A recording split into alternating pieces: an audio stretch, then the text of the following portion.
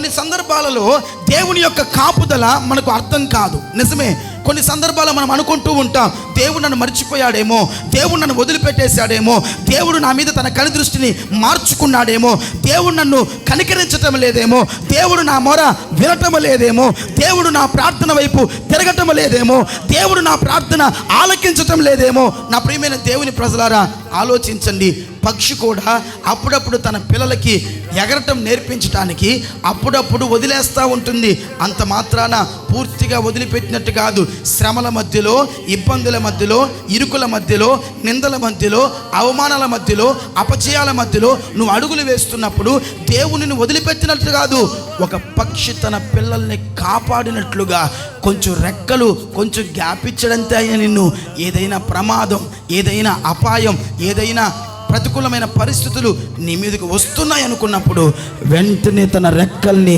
చాచి కప్పి నిన్ను కాపాడబోతున్నాడు నా దేవుడు.